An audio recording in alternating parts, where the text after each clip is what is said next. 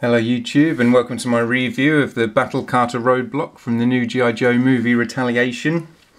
Now, normally, being in the UK, when I get toys, they've already been out in the US for a few months and there are a dozen odd reviews already on YouTube, but for some reason I couldn't find any of this guy, so great opportunity for me to do a toy review.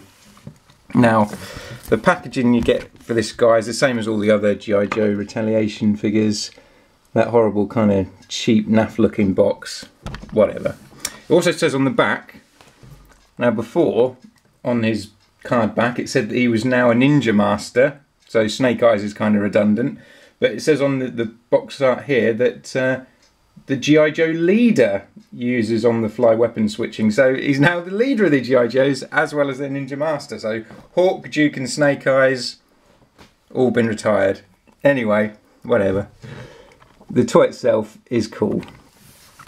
You can see it's modelled after the Rock. Pretty good likeness. Got to be careful here that he stays in focus. But it's a really nice face sculpt. Probably better than the figure from the first wave, from what I can tell. Now, I don't own that figure, so I can only go by what I've seen in pictures and videos. But that wasn't a particularly good figure. But this guy, he's also, from what I could tell, haven't seen the movie, but he seems pretty movie accurate.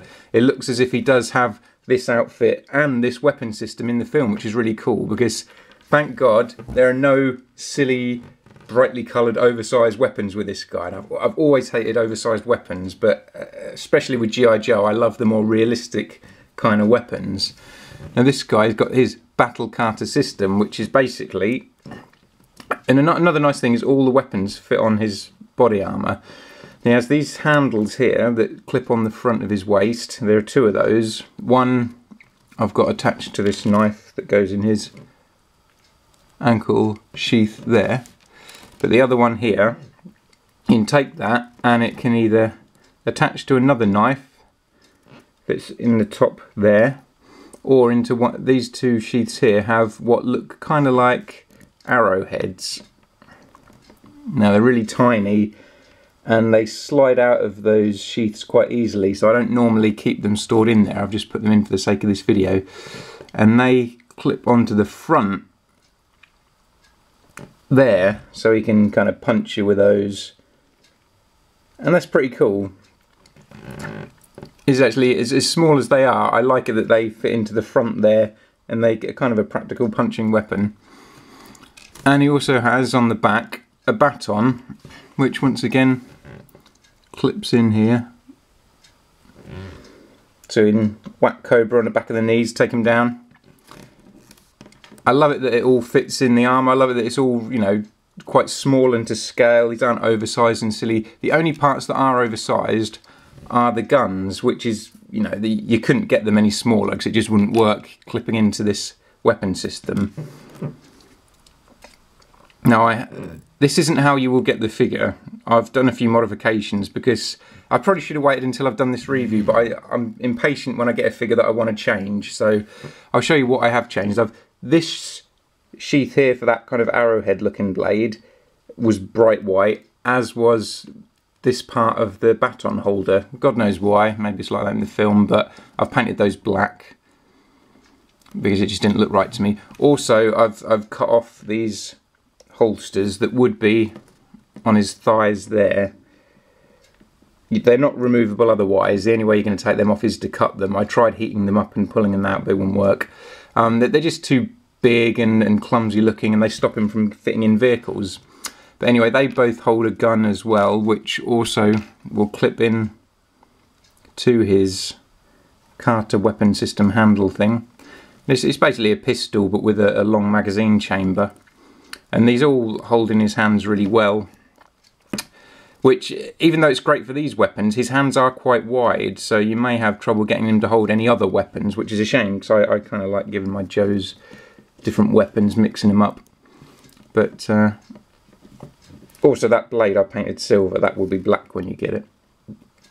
But it's still pretty cool, even though it's not the usual more realistic sort of weapon system that I like. It is still pretty cool, nice size, and of course, being Roadblock, he comes with this as well, which I love it that it comes with a stand, so you can either have it used as it's meant to be used, or you can have Roadblock be the tough guy and hold it in his hands.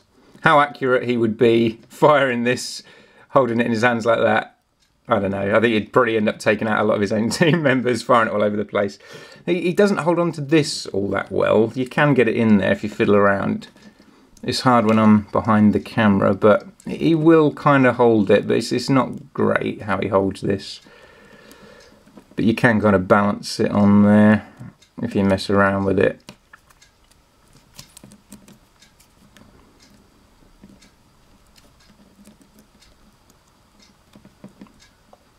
It just doesn't hold the handle tightly enough. There we go. Which looks pretty cool too.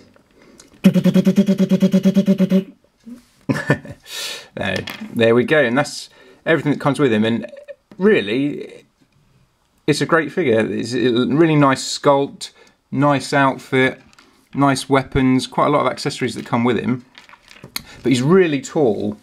I mean, to compare him with, I'll compare him here with his cousin from the first film, Heavy Duty. And you can see how much taller he is from a regular G.I. Joe figure. Now, I'm pretty sure in real life these two are about the same height. And it's kind of a shame that we're not going to get to see them both in the film together. I'm sure he's not in the new film. He's just, you know, been killed off in the background somewhere, which is kind of a shame. I know Heavy Duty's redundant when you've got Roadblock. He's just a poor man's Roadblock. But there's something I would find quite cool about these guys fighting together. You can see he's actually to scale with Sergeant Savage, and he's screaming he goes. And I've always had a bit of a soft spot for Sergeant Savage. I know a lot of people don't like them because they're kind of a cheap look about them and they're not to scale with the Joes, but I don't know why. I just kind of like Sergeant Savage. So there's something I find quite pleasing that he is to scale with Sergeant Savage.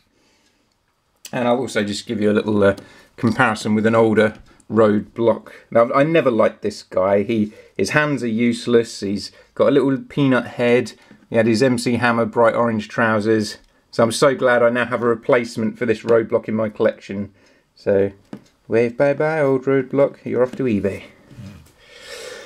Anyway, I hope this has been interesting for you, and I would definitely recommend this guy to G.I. Joe fans. I know a lot of people have been dogging on the toys from the new film, but this second wave, if this is anything to go by, are far better. The articulation, I should probably go the articulation I suppose, but it's pretty much standard G.I. Joe articulation, good articulation. The figures from the first film were a bit lacking, but he's got double knee joints, groin moves about all over the place, ball joints in the shoulders and the elbows, his wrists swivel from side to side, head side to side, no up and down on his head though, just side to side.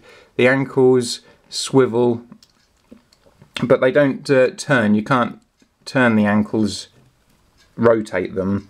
You can just swivel them. But the swivel kind of compensates for not having the rotation, I find anyway. So you can still get him in some pretty cool poses. It'd be nice if his head would go up and down. But otherwise, the articulation's great. So that's nothing to worry about either. Good sculpt. I've heard a lot of people don't like him having the ninja tattoo. But you probably can't remove that because the arms are all of that forearm is painted, so you can't really get that off without damaging it. So that's something you might have to put up with if you don't like that. But otherwise, there's nothing you can't fix on this figure.